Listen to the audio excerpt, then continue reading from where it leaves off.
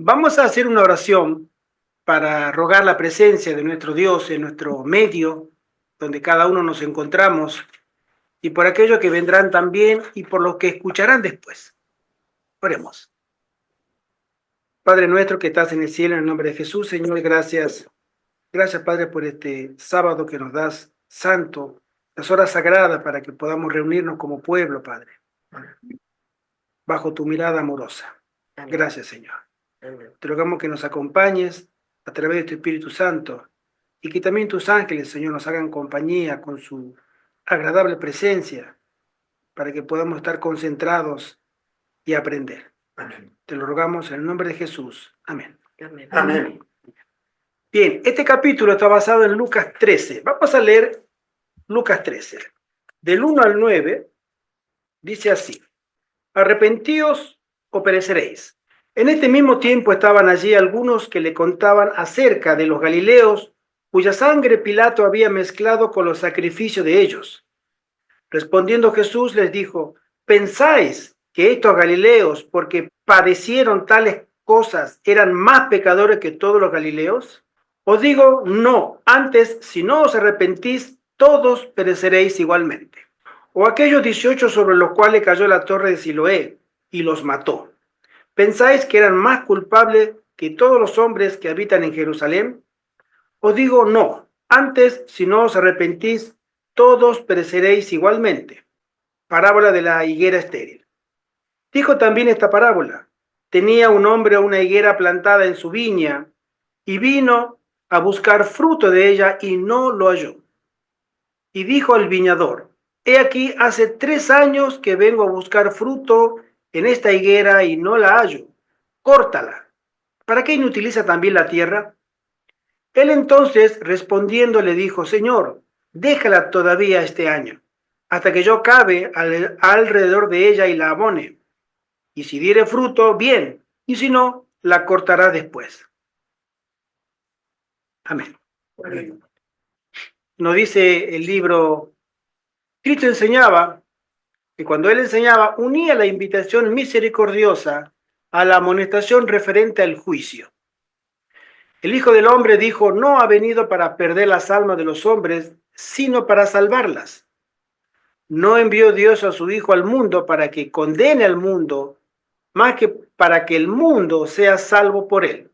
Eso está en Juan capítulo 3, verso 17.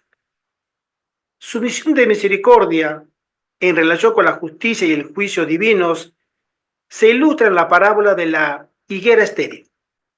Cristo había amonestado a la gente acerca del advenimiento del reino de Dios y había reprendido severamente su ignorancia e indiferencia.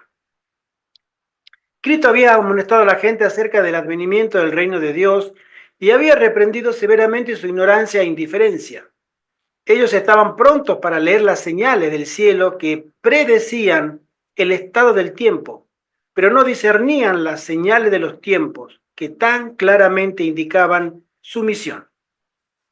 Pero los hombres estaban tan listos entonces como lo están hoy a sacar la conclusión de que ellos son los favoritos del cielo y que el mensaje de reprobación se dirige a algún otro.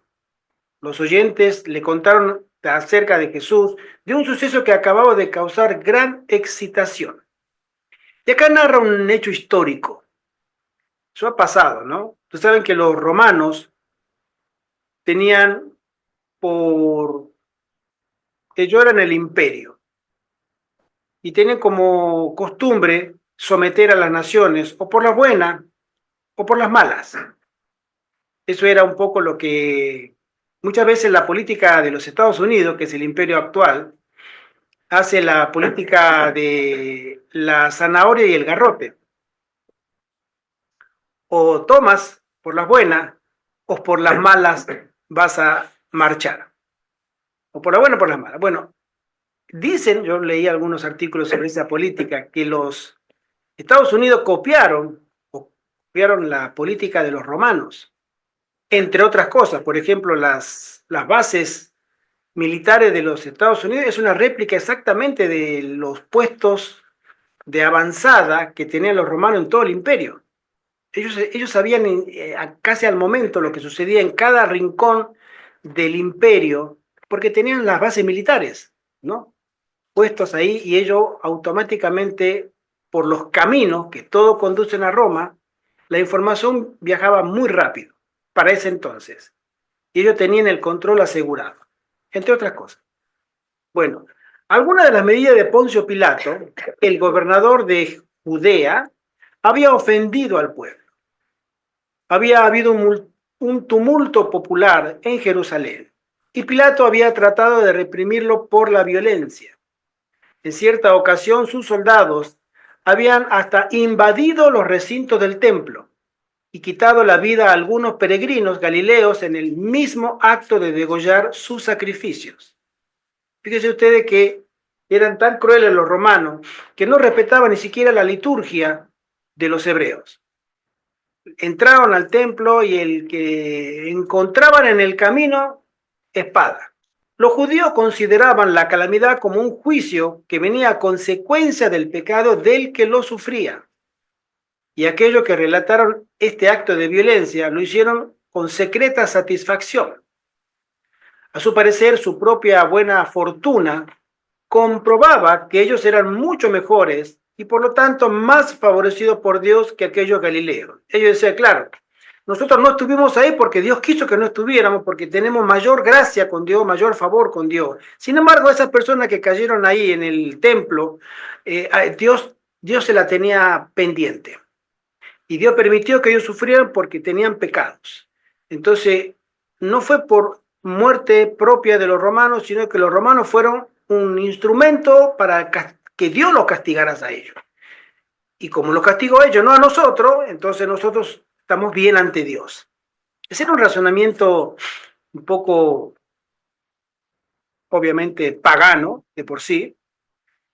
El castigo divino viene por los hechos, por las obras, por las consecuencias. Y no es tan distinto hoy, ¿eh? Hoy se repite la historia, ¿eh? Siempre nos creemos que somos santos y los demás pecadores. Exacto. Hoy en el mundo evangélico, en el mundo adventista y hasta diría entre nosotros, suele existir ese cierto resabio de pensamiento que no condice con la realidad, pero queremos creer que sí, aunque no es así. Esperaban oír de Jesús palabras de condenación contra aquellos hombres que, a no dudarlo, harto merecían su castigo. Decía, ellos tenían que ser castigados, debían morir, porque estaban en oposición, estaban en pecado contra Dios. Si uno escucha hoy en día a un telepastor, especialmente norteamericano, ellos se creen los elegidos, los ungidos de Dios. ¿Y saben por qué? Porque tienen muchísima riqueza material y Dios los bendice. Y al bendecirlos Dios, entonces ellos se sienten afortunados y privilegiados. Sigo comentando, los telepastores a veces me gusta un poco escucharlos para ver dónde están parados, ¿no? Porque por sus dichos uno sabe exactamente qué es lo que lleva en su corazón. Ellos dicen que el Señor los tiene elegidos, ungidos, privilegiados, porque lo que ellos tocan se convierte en dinero, ¿sí? Entonces, ellos dicen, yo hago un aviso a la audiencia, fijémonos que en Estados Unidos hay audiencias que llegan hasta más de 100 millones de telespectadores en muchísimos estados, las cadenas televisivas. Entonces ellos dan sus prédicas, esto lo contaba Benny Hinn, este que revolea la chaqueta blanca que lleva y tumba a todo el mundo. Y tumba toda la tribuna con el Espíritu Santo. Bueno, y todo para atrás. ¡Oh!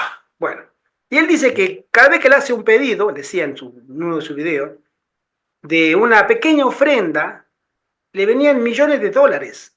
Millones. ¿Sí? Porque la gente, él decía, yo quiero que usted me mande $1. Y la gente dice, ¿cómo voy a mandar $1?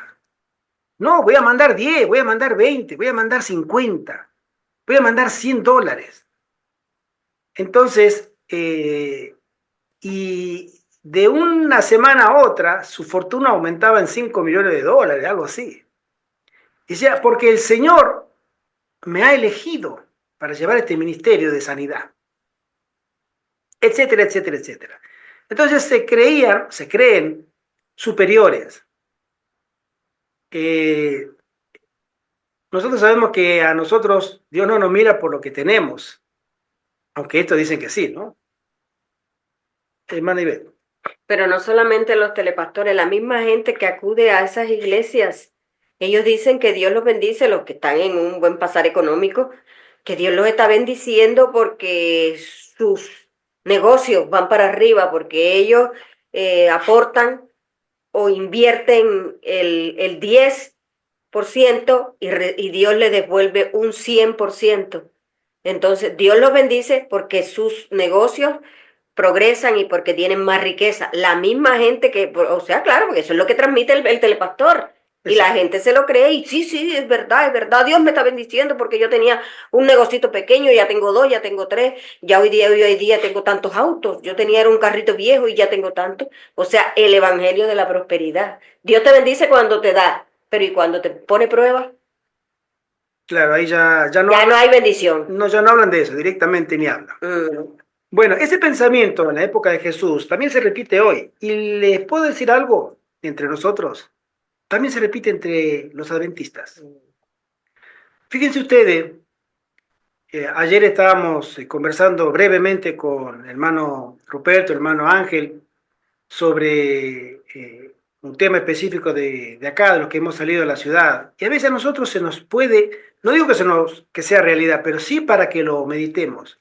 Nosotros podemos pensar que porque hayamos salido de las ciudades, el Señor nos ha dado un privilegio, que es verdad, pero que eso va a contar para Dios como un estado superior comparado al que está todavía en la ciudad. Si nosotros porque salimos a la ciudad, ya el Señor nos va a eximir del castigo.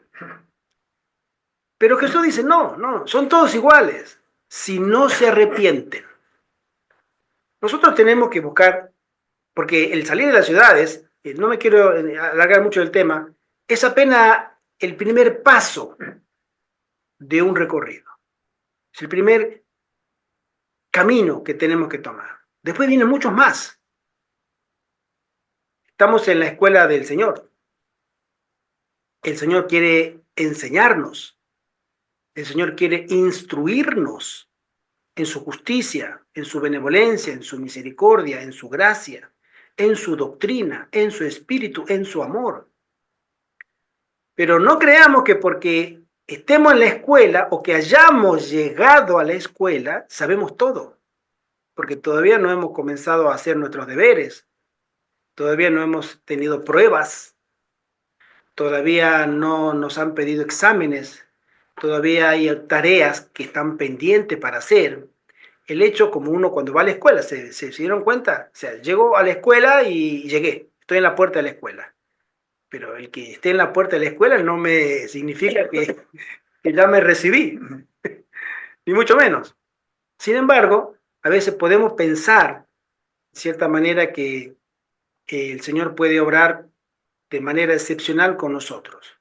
Pero nosotros somos iguales que los demás. Y los demás son iguales que nosotros también. Ante Dios tenemos esa igualdad o justicia de parte del Señor. Continúo leyendo. Dice así: los discípulos de Cristo no se aventuraron a expresar sus ideas hasta que hubieron oído la opinión de su maestro. Él les había dado lecciones definidas con respecto a juzgar los caracteres de otros hombres y medir la retribución de acuerdo con su juicio finito. Sin embargo, esperaban que Cristo denunciase a esos hombres como más pecadores que los demás. Ese era el pensamiento popular. Si esos galileos fueron muertos por los romanos, hasta incluso cuando estaban sacrificando en el santuario para perdón de sus pecados, y Dios permitió que los romanos vinieran y le metieran la espada y lo mataran, era por algo. Grande fue su sorpresa al oír la respuesta del Señor. Volviéndose a la multitud, el Salvador dijo: ¿pensáis que estos galileos, porque han padecido tales cosas, hayan sido más pecadores que todos los galileos?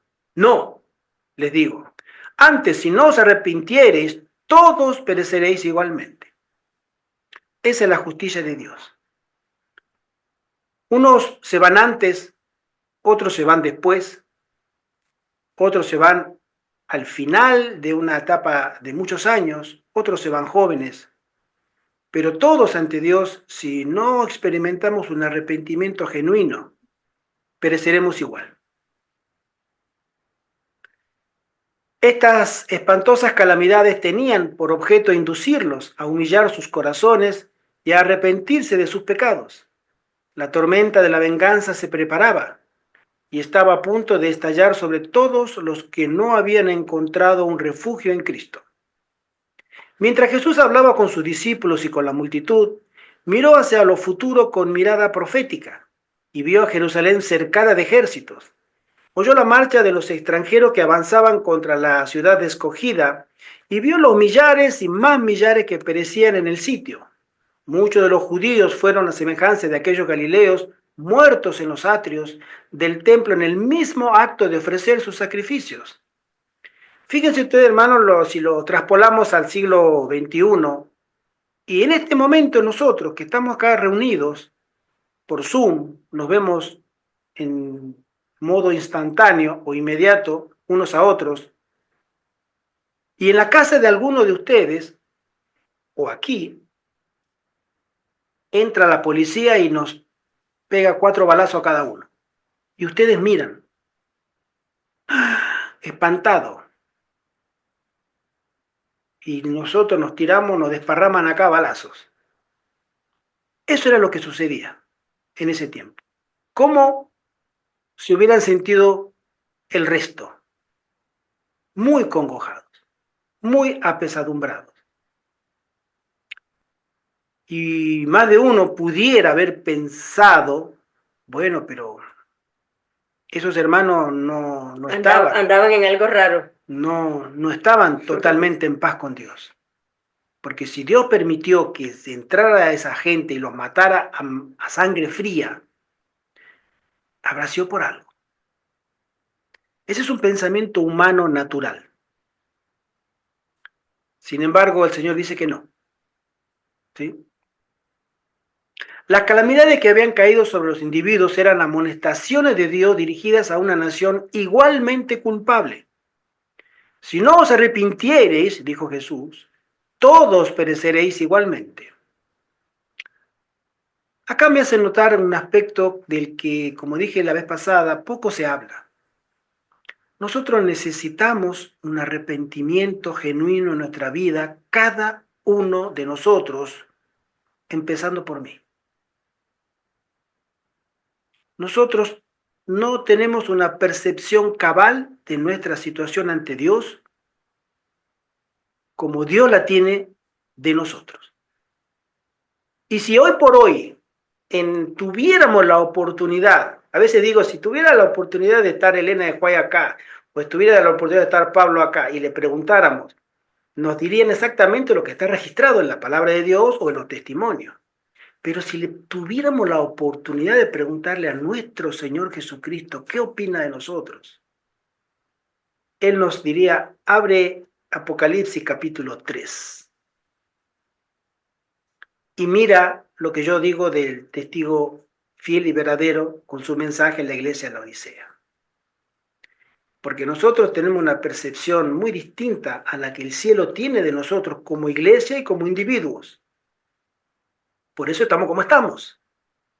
Porque no creemos que estamos tan mal, cuando en realidad sí lo estamos. Bueno, este es un continuo repetir de la historia. Y lo único que nos puede sacar de ese ciclo invariable de confusión es un verdadero arrepentimiento. Decirnos a nosotros mismos, mirarnos al espejo, tú tienes problemas y necesitas de Dios constantemente y rogar para que el Señor nos dé un espíritu de arrepentimiento para que de nuevo podamos tener esa comunión con Dios y que Dios pueda mirar un corazón afable, un corazón temeroso y que desea hacer la voluntad del Señor. Recuerden que Babilonia, el sistema, el mundo en que vivimos, que es Babilonia, tiene a todo el mundo hechizado, todo el mundo, incluso la iglesia adventista, porque estamos en su territorio, nosotros estamos acá en la tierra, y esta tierra la administra el enemigo hoy por hoy. No es de él, Jesús se la arrebató, pero mientras que él tenga poder lo va a usar en contra de todos. Y la falsa percepción que tenemos muchas veces es que porque a veces vamos a la iglesia o ya estamos mejor, no, estamos llamados a estar mejor, pero quien determina que estamos mejor o no son nuestros frutos, ¿sí? Por sus frutos los conoceréis, dijo Jesús, ¿no? Y es ahí donde el arrepentimiento toma mayor importancia en la vida de cada uno de nosotros.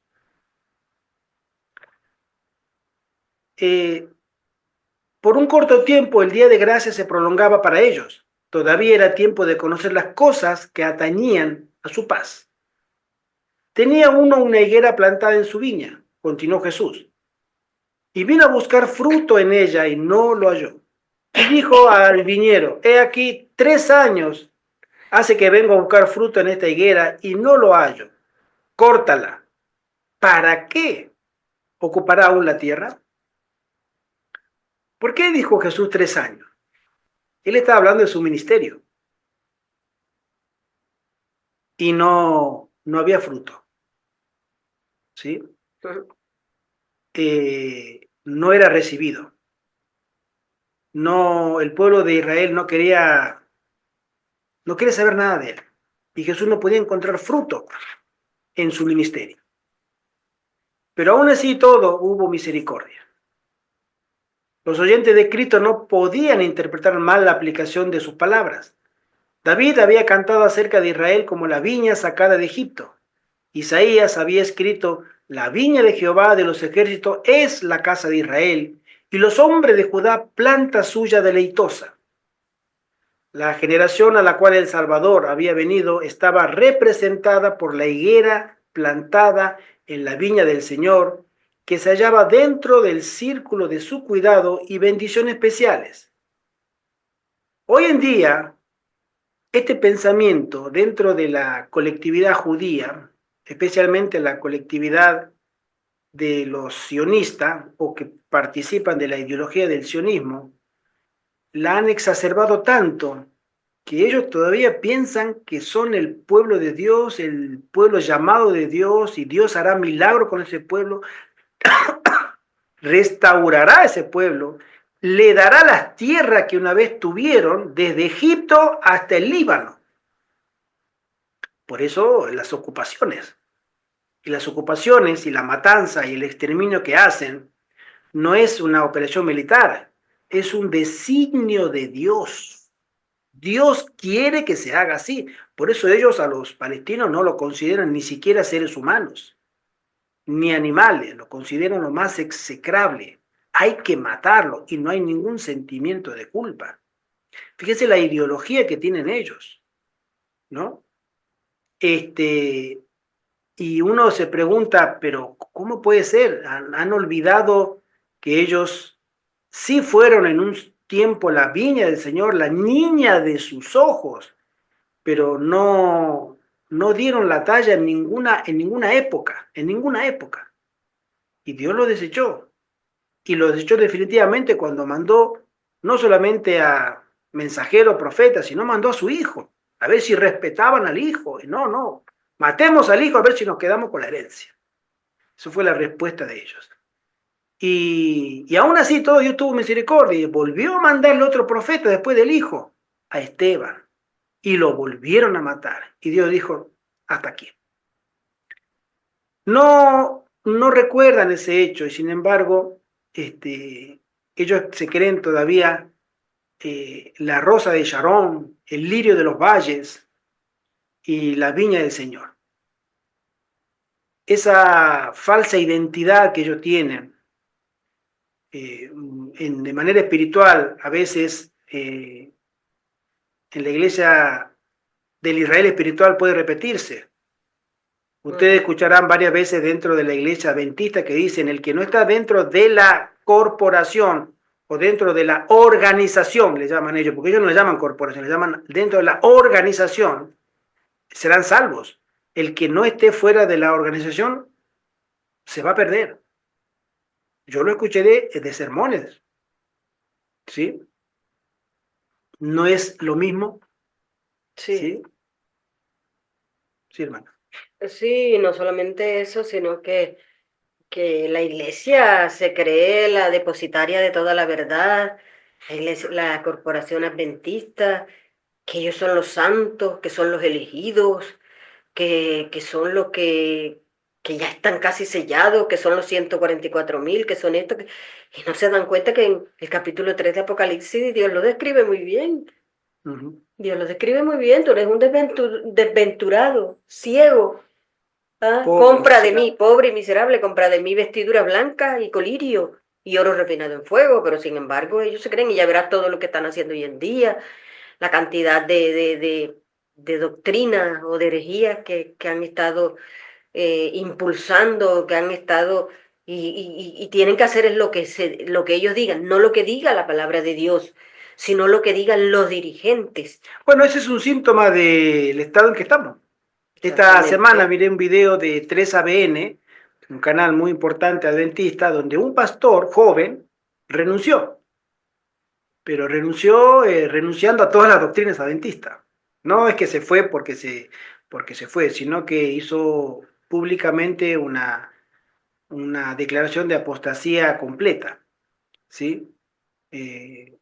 Y bueno, estamos en el tiempo en que debemos ser sacudidos, como lo fue el pueblo de Israel en su momento.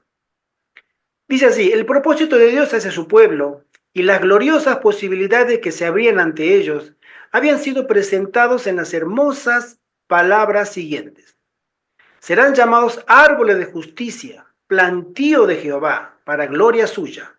Eso era el Israel antiguo. El moribundo Jacob, bajo el espíritu de la inspiración, había dicho acerca de su más amado hijo: ramo fructífero, José, ramo fructífero, junto a fuente, cuyo vástago se extienden sobre el muro. Y dijo: el Dios de tu padre te ayudará, el Todopoderoso te bendecirá con bendiciones de los cielos de arriba, con bendiciones del abismo que está abajo. Así Dios había plantado a Israel como una hermosa viña junto a las fuentes de la vida. Había colocado a su viña en un recuesto, lugar fértil, la había cercado y la despedragó y la plantó de vides escogidas. Cuando aquellos que tienen experiencia con la agricultura, cuando uno tiene una plantita linda y le gusta más que todas las demás, la cuida con un cuidado muy especial. Acá lo digo por mi esposa.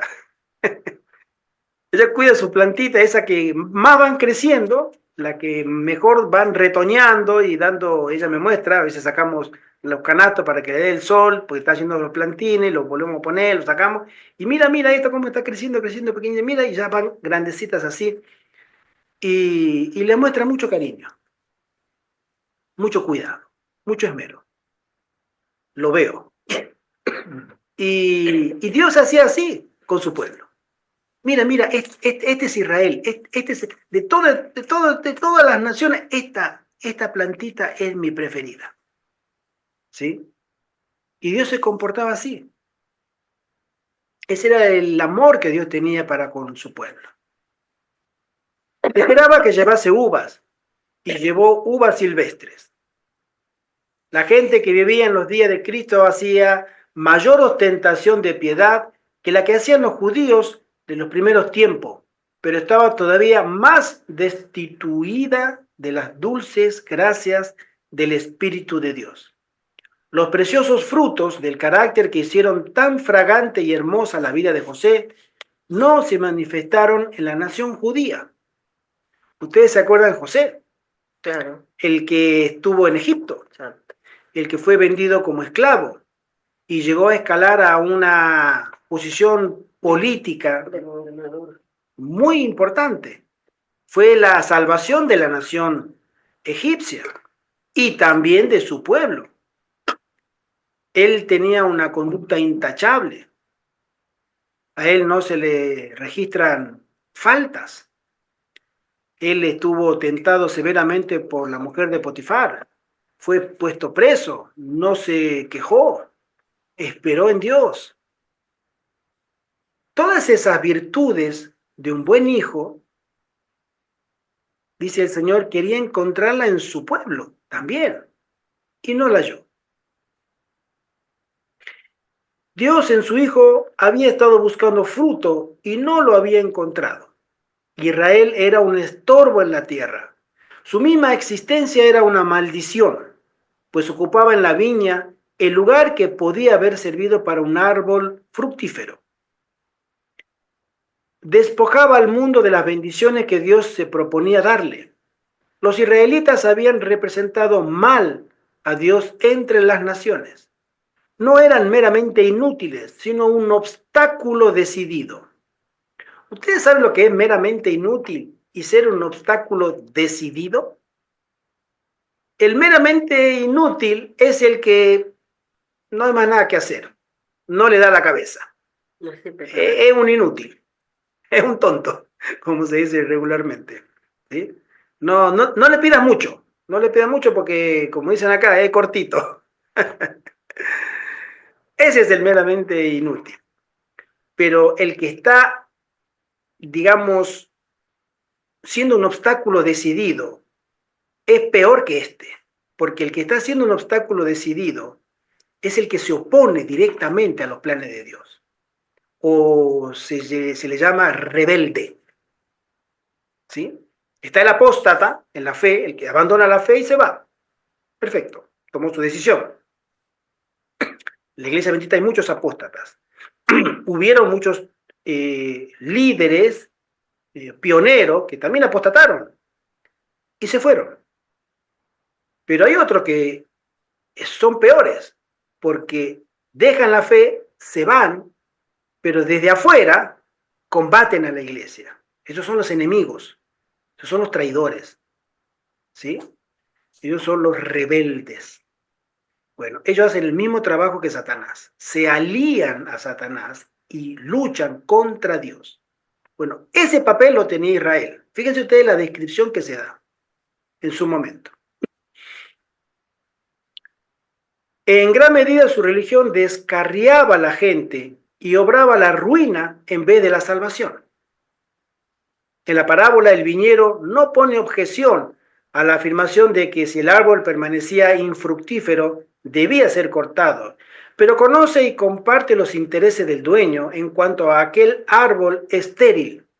Nada podía darle mayor placer que verlo crecer y fructificar. Responde al deseo del dueño diciendo, déjala aún este año, hasta que la excave y la abone, y si hiciere fruto, bien. El viñero no rehúsa trabajar por una planta tan poco promisoria. Está listo a prodigarle más cuidado aún. Hará más favorable su ambiente y le prodigará la máxima atención. Hermano Iván. Sí, hablando aquí del viñero, ¿verdad? En un pasaje anterior dice que he aquí 3 años ha que vengo a buscar fruto en la higuera y no lo hallo. Córtala porque ¿por qué ocupará aún la tierra?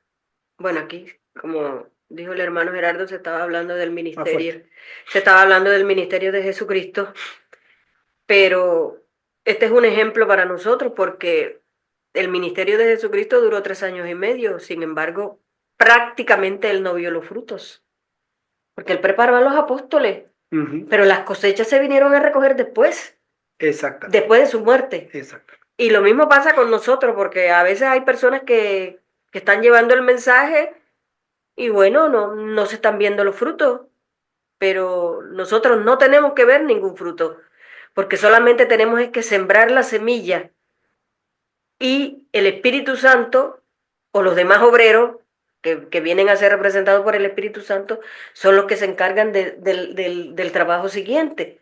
Porque si Jesús, que era el Hijo de Dios, en su ministerio él no pudo ver los frutos, ¿qué nos espera a nosotros? Una vez yo escuchaba a una señora, que era de la Iglesia Católica, que ella me comentaba que tenía una sobrina evangélica y la sobrina evangélica la llamaba a ella y le hablaba a la mamá y le hablaba a los hermanos y le hablaba a todo el mundo, pero no le prestaban atención.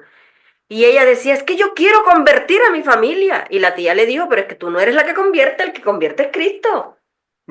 Y la señora que era católica le dijo la posta, la realidad. Porque a veces pensamos que nosotros vamos a convertir y ahí hay campañas que están enfocadas en ese eslogan. Vamos a convertir Valladolid, vamos a convertir Palencia, vamos a convertir Madrid. Nosotros no convertimos a nadie. El que convierte es Cristo. Y si Jesús, que tuvo un ministerio, el Hijo de Dios, un ministerio de 3 años y medio, prácticamente no vio los frutos, porque los frutos se vinieron a ver después de que Él había muerto y resucitado, ¿qué nos queda para nosotros? Era eso lo que quería anotar. Gracias, hermana. De nada. Dice así, el dueño y el viñero son uno en su interés por la higuera. Así el Padre y el Hijo eran uno en su amor por el pueblo escogido. Cristo estaba diciendo a sus oyentes que se le concedieran mayores oportunidades. Todo medio que el amor de Dios pudiese idear sería puesto en práctica a fin de que ellos llegasen a ser árboles de justicia, que produjeran fruto para la bendición del mundo.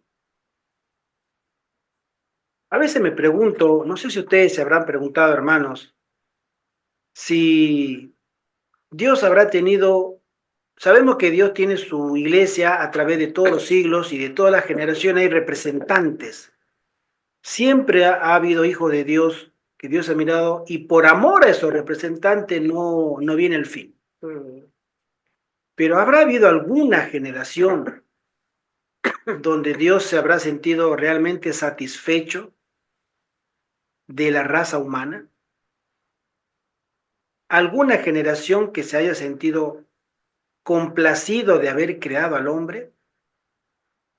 Es una pregunta retórica que yo me hago a mí mismo, ¿no? Porque de haber habido, que acá nos dice, menciona una iglesia, nuestro querido hermano Daniel. Dios habrá querido tener la tendrá la generación en el futuro. Sí, pero hasta el día de hoy creo que ha sido una falencia humana dañada por el pecado, que todos nos desviamos a una, todos nos descarriamos. No hay uno que haga el bien, ni siquiera uno, ¿sí? Si no fuera por una intervención divina, ya todos estaríamos siendo esclavizados de la peor manera por Satanás. Y sin embargo, en el futuro está prometida una generación de fieles que será la mejor de todas desde que Adán cayó hasta ese momento. Esa generación que saldrá victoriosa. Pero Dios siempre ha querido tener una iglesia que lo represente y ha tenido miembros de iglesia, personas, tal vez individuos, pero una iglesia, Israel, que era la promesa viva por herencia y por promesa directa, ¿sí? No estuvo a la altura, con incontables milagros en su haber, en su historia, tampoco le sirvieron para tener esa gracia de contar con la aprobación de Dios. Y el Israel espiritual de hoy, creemos que la hermana Joy menciona que cuando uno habla del Israel antiguo y sus pecados, que no hablemos mucho, que nosotros, el Israel espiritual, somos peores. Ella lo dice de esa manera. O sea, dejamos mucho que desear. O sea, no mire tanto al Israel antiguo, sino que el Israel espiritual moderno deja mucho peor el estandarte que el antiguo. Hermano Ibero. Yo pienso que esa generación santa, como pregunta el hermano Gerardo, o una generación que a Dios lo alegró, lo complació, porque había salido de sus manos y era perfecta, o no se desviaba ni a un lado ni al otro. Yo creo que no la ha habido, porque si vemos los registros bíblicos, la generación antediluviana pereció toda, solamente quedaron vivos 8. La generación cuando se destruyó las ciudades de la llanura, Sodoma, Gomorra y las demás, toda la generación pereció. Solamente quedó Lot, la mujer quedó en el camino y creo que 2 de sus hijas, no sé, dicen las hijas, pero no sé cuántas eran, en plural, pero no sé cuántas eran. Después cuando la generación que condenó a Jesús, y ya verás, salieron unos cuantos de allí, del cerco que hicieron en Jerusalén. Y la generación final, eh, estamos hoy en día 8.000 millones de habitantes. ¿Y cuáles son los que van a salir victoriosos? Un puñadito de 144.000, que yo creo, cada vez creo que son más literales que simbólicos. Porque, Si es que llegan a exactamente, 144.000. si llegan a ser 144.000, porque como estamos viendo las cosas, yo pienso que van a ser 30 o 20, no sé, o 40, porque todo el mundo está a su ritmo, con sus intereses creados. Entonces, para dar esa talla que pide Jesús, será muy poco. El hermano Daniel nos dice que la iglesia de Filadelfia, algunos consideran no tener reproche. La iglesia de Filadelfia, que fue la iglesia milerita, la iglesia que proclamó el primer mensaje, que viene un juicio, no tiene reproche en la historia eclesiástica de toda la cristiandad. Pero sin embargo, esa iglesia no, no aceptó su propio error de interpretación. Sabemos que Guillermo Miller, la hermana Juan menciona, hay un ángel que está parado al lado de la tumba de Guillermo Miller, esperando el día de la resurrección para levantarlo. ¿Sí? Fue un hombre de Dios.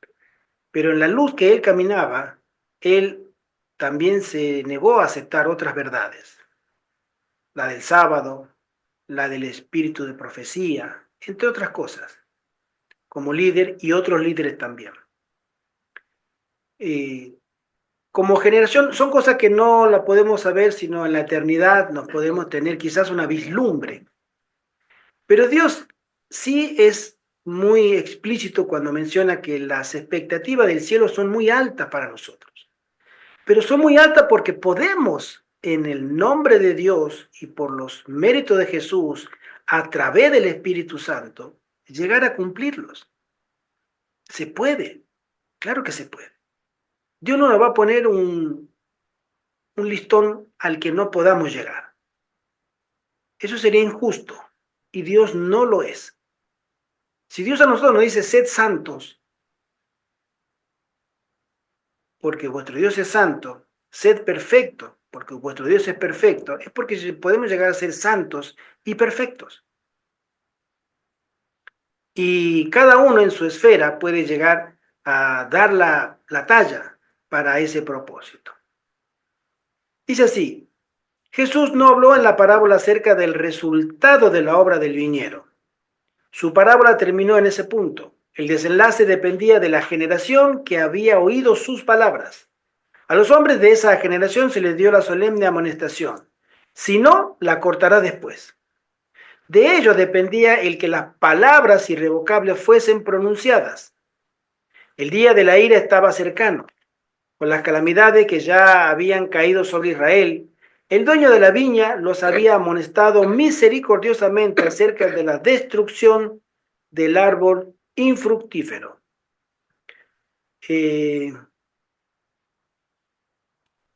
Acá nos está escribiendo nuestro querido amigo David, perdón, Daniel, y él lo voy a leer. Él dice, pero ¿cómo no ver al Israel antiguo por la razón de ser peores en la actualidad?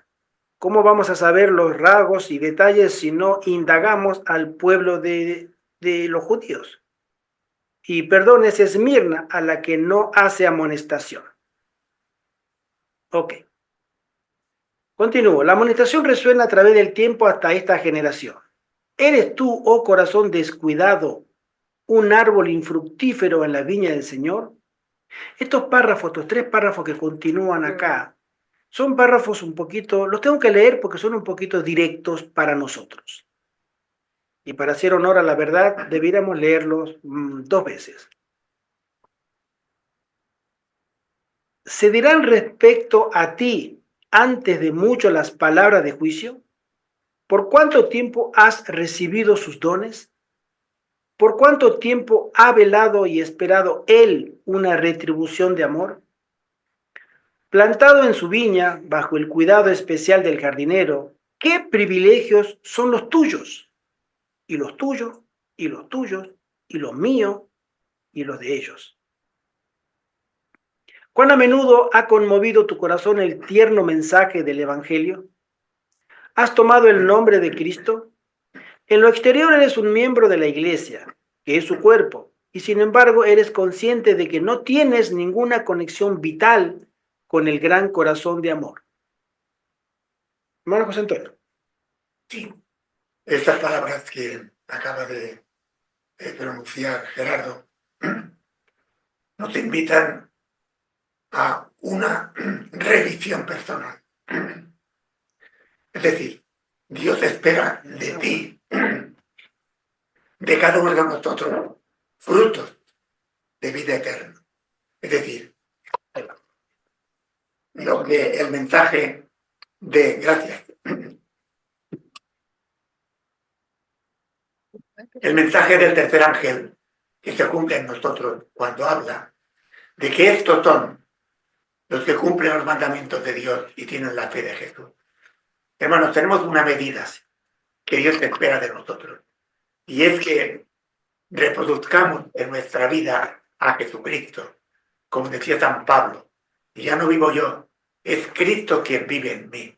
Amén. Y esa medida está reflejada en la parábola de la higuera que nos da fruto, y nosotros, aplicando esta parábola, tenemos que dar los frutos que Dios espera de nosotros. Y esos frutos, esa medida, es que seamos un reflejo de Jesucristo, la imitación de Jesucristo, que en nuestras palabras, nuestras obras, nuestros deseos, el trato con los demás, nuestro ministerio o trabajo u obligaciones, que reproduzcamos la vida de Cristo. Pidamos al Señor que nos ayude a rendir al 100% en nuestra vida para que Él sea reflejado a través de nosotros. Amén. Continúo leyendo. La corriente de su vida no fluye a través de ti. Las dulces gracias de su carácter, los frutos del Espíritu, no se ven en tu vida. El árbol infructífero recibe la lluvia, la luz del sol y el cuidado del jardinero. Obtiene alimento de la tierra, pero sus ramas improductivas solamente oscurecen el terreno, de manera que las plantas fructíferas no pueden crecer bajo su sombra. Así los dones de Dios que te fueron prodigados no reportan bendición para el mundo. Estás despojando a otros de los privilegios que si no fuera por ti, serían suyos. ¿Comprendes, aunque sea solo oscuramente, que eres un estorbo en el terreno? Son palabras fuertes. Pero a veces nosotros como pueblo debemos ser amonestados también y tener la altura y la humildad de poder recibir una amonestación de este tipo. Quiere el Señor que nosotros no podamos ser señalados como un estorbo, porque si seríamos estorbo, también seríamos un impedimento para que las bendiciones de Dios hacia otras personas no les llegaran por nuestra culpa, que sería lamentable. Creo que nosotros necesitamos un examen personal, cada uno de nosotros, para los tiempos en que vivimos. Sabemos que los acontecimientos que tanto han esperado los adventistas vendrán de manera sorpresiva, ¿sí? No se harán anunciar tanto, aunque nosotros, o muchos de nosotros, lo anuncian a bombo y platillo por videos en YouTube. Los verdaderos eventos serán sorpresivos. Y esos verdaderos eventos nos pueden encontrar a nosotros durmiendo. Y lo peor de todo, no preparados.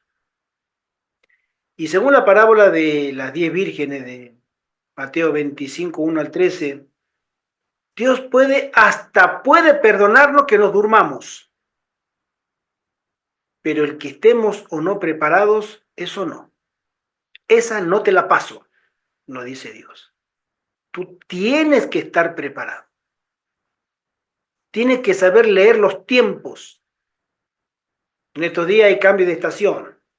Más de uno se ha engripado, o se va a engripar, o está saliendo de la gripe. Por el cambio de estación. Pero si nosotros sabemos mirar los cambios de estación para abrigarnos o para cuidarnos, debiéramos también mirar los tiempos espirituales para saber que están ocurriendo eventos muy interesantes. Siempre dije que los 3 actores del fin del tiempo son lo que mencionan Apocalipsis 13 y 14, que es Babilonia, la madre de las abominaciones de esta tierra, los Estados Unidos y el pueblo de Dios. No hay más actores. No lo busques allá en Israel, no lo busques los reyes del Oriente, China, Rusia, y lo que va a suceder en la guerra Irán y Estados Unidos con Israel y bla, bla, bla, bla. Todo eso son cortinas de humo o bombas de humo que te van a cegar la visión para que no puedas avanzar correctamente. ¿Tú quieres saber lo que va a pasar? Mira de la iglesia puertas adentro lo que está sucediendo. Y lo que está sucediendo es muy interesante. Está habiendo un gran zarandeo dentro de la iglesia a forma espiritual que este humilde servidor tiene unos cuantos años en la iglesia, nunca lo ha visto. Nunca. En estos 2 últimos años ha habido y estamos dentro de un zarandeo muy grande. Nunca ha habido tanta apostasía dentro de la iglesia que está sacudiendo los propios cimientos de la fe de millones de adventistas. Doctrina para acá, doctrina para allá, y no digo la frase completa como dice Pablo, doctrina de demonio y todo lo demás, pero sí doctrinas muy extrañas. De un lado para otro se nos cruzan. Lucha por la supremacía. ¿Quién tiene más autoridad que el otro? ¿Quién tiene derecho a manejar los diezmos del otro? ¿Quién tiene derecho a manejar los intereses del otro? Etcétera, etcétera, etcétera.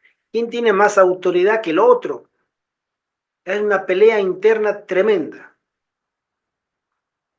Dentro de la corporación y fuera de la corporación o de la iglesia organizada, los grupos adventistas. Tremendamente sacudidos. ¿Sí? Y nosotros estamos adentro. Todos nosotros los que estamos acá. Y dentro lo que sería del mundo, el mundo secular, Estados Unidos, lo que está haciendo este hombre no lo podía haber hecho jamás el anterior presidente, Joe Biden. Pero Donald Trump está creando una atmósfera de guerra civil dentro de Estados Unidos como no tenemos idea. No hablo del proyecto 2025, no sabemos qué va a pasar, pero sí le está creando el escenario que la hermana White describió poco tiempo antes de la ley dominicana. Un escenario de confusión dentro de Estados Unidos, de anarquía y caos, menciona ella. Bueno, ese escenario se lo está formando este hombre con su gran política de los aranceles. Él dice, nos estamos haciendo muy ricos. Y otro dice, Estados Unidos está camino al abismo financiero. Y la gente, esos 350 millones de habitantes que tiene Estados Unidos, están en el medio. ¿Qué va a pasar? O se van a hacer ricos o se van a hacer pobres. Y eso va a traer una guerra civil que ya algunos la están mirando de lejos. Y un conflicto social en Estados Unidos no es lo mismo que un conflicto social acá en España o en cualquier otro lugar. Porque un conflicto social en Estados Unidos, la gente de Estados Unidos, por constitución y derecho legal, tiene toda la autorización para portar armas. Tú aquí en España, si tú quieres salir a protestar, tú no puedes llevar ningún arma. Te detienen enseguida, está prohibido. Y eso es delito penal. No hablemos de usarla, siquiera, pero llevarla no puede.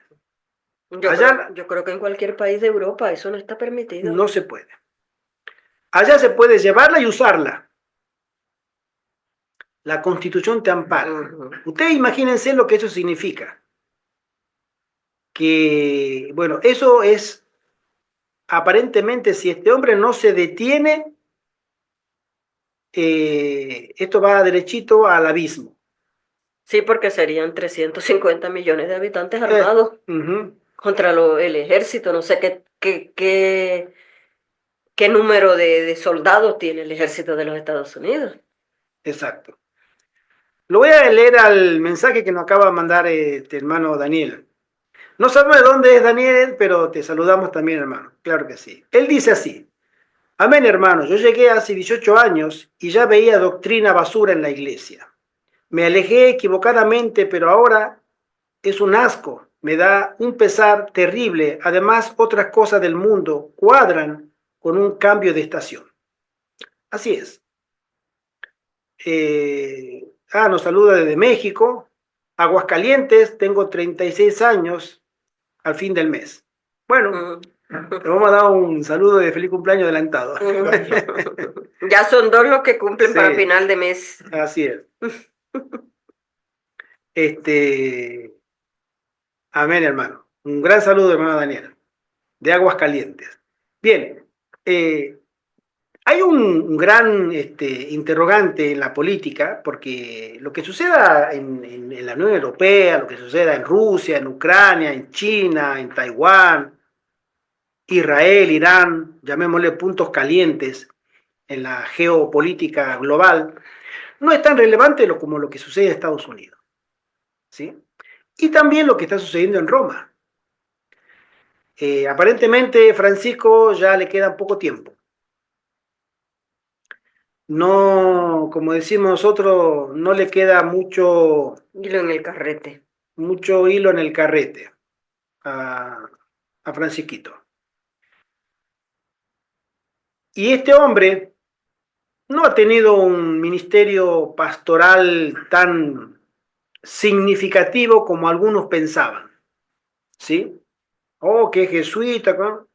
La verdad que no ha tenido mucha relevancia. Pero le queda poco tiempo. No le deseamos, por supuesto, que se muera ya para nada a ningún hombre, a ninguna mujer, a ninguna persona, le deseamos, pero ya tiene su edad y está muy enfermo. Pero vendrá otro, que junto con lo que sucede en la iglesia internamente y con lo que potencialmente pueda suceder en Estados Unidos, se va a juntar esa triada conflictiva que en poco tiempo podemos ver lo que adventistas durante más de 150 años no han podido ver. Y ahí es donde nosotros tenemos que estar preparados, porque tenemos que arreglar nuestras cuentas con Dios, tenemos que arreglar nuestras vidas. ¿Estamos en un buen camino? Solo Dios lo sabe. Pero Dios lee los corazones. Por eso siempre digo, tenga el Señor misericordia de su iglesia y de mí, de este servidor. Sigo leyendo. Comprendes, aunque sea solo oscuramente, que eres un estorbo en el terreno. Sin embargo, en su gran misericordia, Dios no te ha cortado, no te considera con frialdad, no se vuelve con indiferencia, ni te abandona a la destrucción. Al mirar sobre ti, clama, como clamó hace tantos siglos, con respecto a Israel. ¿Cómo tengo que dejarte, oh Efraín? ¿He de entregarte yo, Israel?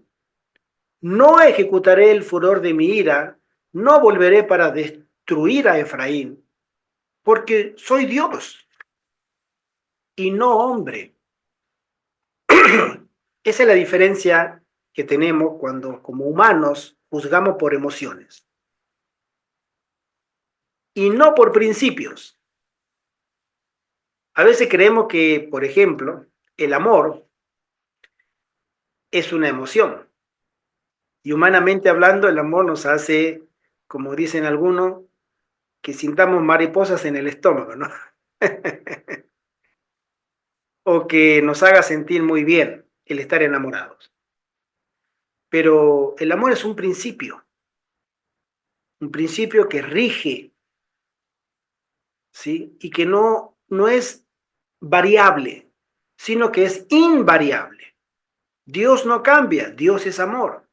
Se puede manifestar en nosotros como una emoción, es cierto, claro que sí, pero Dios nos va a mirar y nos va a evaluar de acuerdo a su justicia y a su misericordia desde el principio del amor, que es Él mismo.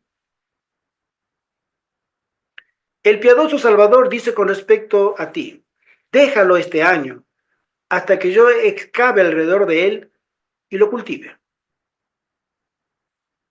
Con qué incansable amor Cristo ministró a Israel durante el período adicional de gracia. Sobre la cruz él oró, Padre, perdónalos porque no saben lo que hacen. Después de su ascensión, el Evangelio fue predicado primero en Jerusalén. Allí fue derramado el Espíritu Santo. Allí la primera iglesia evangélica reveló el poder del Salvador resucitado. Allí Esteban, su rostro como el rostro de un ángel, presentó su testimonio y depuso su vida. Más que deponer su vida, le arrancaron su vida, porque lo asesinaron. Todo lo que los cielos mismos podían conceder, lo concedieron.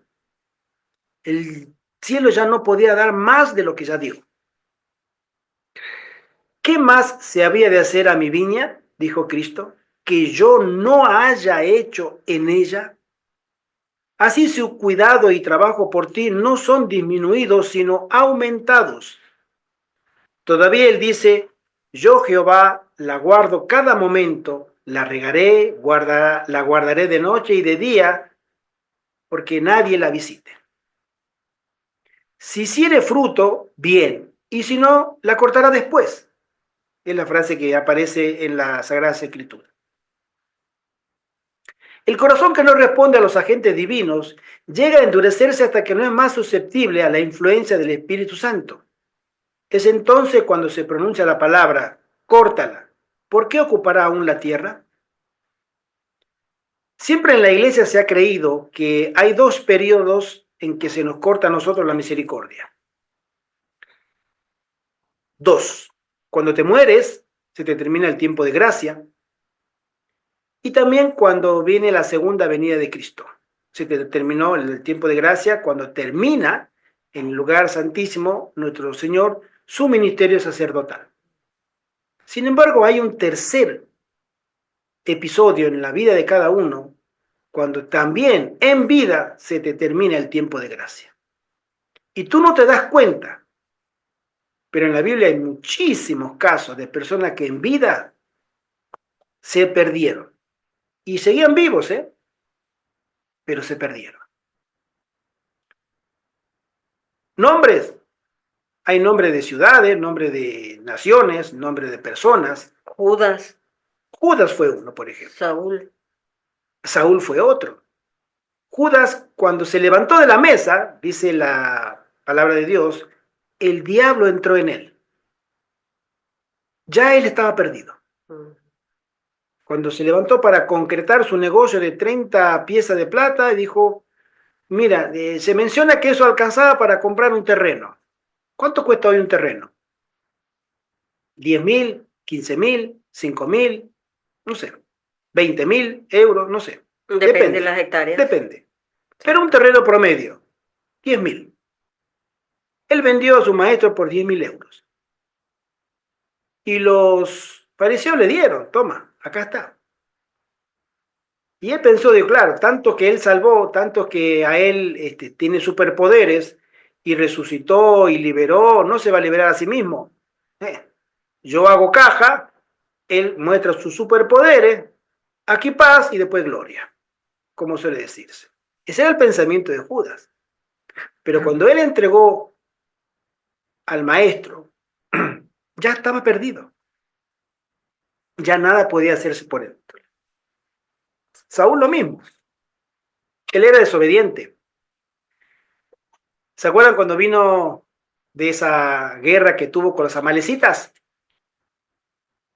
Y ahí Samuel viene y le comenta, le dice, mira, ¿qué pasó ahí? Que yo escucho balido, escucho rumido, y esos animales. Ah, matamos todo, todo como tú lo mencionaste, como Jehová nos pidió, matamos todo. Pero dejamos lo mejor para sacrificar, para dar gracias a Dios por esto. Y ahí Samuel le dice, no, no se complace Dios más en que seas obediente a que una multitud de sacrificios. Por eso Dios te ha quitado el reino. Y fue destituido. Pero fue destituido del reino, no su vida. Él fue desechado como rey. Pero él seguía teniendo la bendición. Pero él no quería dejar el trono y se rebeló. Y su última línea roja de misericordia fue cuando entró a la tienda de la bruja de Endor a hablar con demonios. Ese fue su último momento de gracia. ¿Qué hablar de los antediluvianos? Toda una civilización, toda, absoluta, miles de millones. Cuando Noé entró y detrás de él el ángel cerró la puerta, todos ellos ya estaban vivos. Fiesta para acá, fiesta para allá, burla de acá. La hermana Juan menciona hasta que le tiraban piedras al barco. Lo insultaban, loco, viejo loco, ¿cómo te vas a meter ahí? Tú no entiendes. Y todos ellos estaban perdidos. Y estaban vivos. Sodoma, Gomorra y muchos casos más. El pueblo de Israel, como último ejemplo, con la muerte de Esteban sellaron su vida espiritual para siempre. Se volvieron enemigos de Dios y enemigos de la iglesia de Dios, porque los perseguían y los mataban. De ser la viña del Señor, pasaron a ser verdugos de Satanás. Ese fue el lugar que ellos quisieron tener tanto, tanto, tanto, que el Señor permitió que sean los verdugos de Satanás para matar a los hijos de Dios. Y lo hicieron. Hermano José Antonio. Sí. Ese es el problema también que se aplica a cada uno de nosotros. Si no, con la gracia de Dios logramos ser imagen de Jesucristo. Es decir, estar viviendo la vida de Jesucristo, cumpliendo los 10 mandamientos y la fe de Jesús. Lo que ocurre con nosotros, como le dijera la parábola, es que somos un estorbo. Nuestra vida se vuelve contra Dios. Y esto se llega a este punto cuando el ser humano se cierra a la acción del Espíritu Santo en tu vida. Porque es el Espíritu Santo el que nos lleva a imitar a Jesucristo y hace que nosotros demos frutos de vida eterna para nosotros y para los demás. De tal manera que tenemos que procurar vivir abiertos a la acción del Espíritu Santo y ser fruto para los demás y no un impedimento para los demás. Amén. Amén. Somos llamados a escalar alturas que solamente el Señor nos puede acompañar como pueblo. Y sabemos muy bien que el Señor está teniendo demasiada paciencia con nosotros, demasiada paciencia. Entonces, leo el último párrafo. Dice así: hoy Él te invita, conviértete, oh Israel, a Jehová tu Dios. Yo medicaré o medicinaré tu rebelión, los amaré de voluntad. Yo seré a Israel como rocío, él florecerá como lirio y extenderá sus raíces como el Líbano. Volverán y se sentarán bajo de su sombra. Serán vivificados como trigo y florecerán como la vid. De mí será hallado tu fruto. Amén. Amén. Amén. Que el Señor nos bendiga. Tenemos un Dios que tiene muchísima misericordia y jamás Él va a abandonar a su pueblo. Hermano José Antonio. Sí, siguiendo un poco la idea anterior, cuando nos cerramos al Espíritu Santo, como ocurrió con Judas, y etcétera, y en la historia sabemos. Entonces, por ejemplo, con el tema de Sodoma y Gomorra también llegaron a un límite que fueron fulminados y eliminados por la maldad. Y surge un interrogante actual, hermanos y hermanas, en la Iglesia Adventista, y es el problema del Espíritu Santo. Actualmente se están teniendo unas definiciones dogmáticas, o espirituales acerca del Espíritu Santo, como que no es la tercera persona de la Santísima Trinidad. Esto es muy grave, porque la acción del Espíritu Santo es la que nos lleva a seguir a Jesucristo y a llenarnos de Jesucristo y a ser imagen de Jesucristo. Por lo tanto, lo que quiero plasmar es que potenciemos en nuestra vida la acción del Espíritu Santo y defendamos el don del Espíritu Santo en este momento que nuestra Iglesia Adventista tiene una crisis acerca de este problema. Amén. Que el Señor tenga misericordia de su iglesia. Que el Señor te bendiga grandemente. Y nos bendiga a cada uno de nosotros en nuestra búsqueda de la santidad a la cual nosotros estamos llamados a ser y a estar. Ser santos y estar en santidad. Oremos. Padre nuestro que estás en el cielo, Señor, en el nombre de Jesús, gracias, Padre, por este momento que nos da de meditar sobre las profundidades de las verdades de tu palabra. Amén. Ayuda a tu iglesia, Señor. Rogamos por cada uno de nosotros, porque nos falta muchísimo, Señor, para lograr que el Espíritu Santo pueda moldear nuestra vida. Amén. Te lo suplicamos, Señor. Ayúdanos en nuestra falencia, en nuestra debilidad, para que podamos ser ejemplo para los demás, en el nombre de Jesús. Amén. Amén. Amén. Amén. Amén.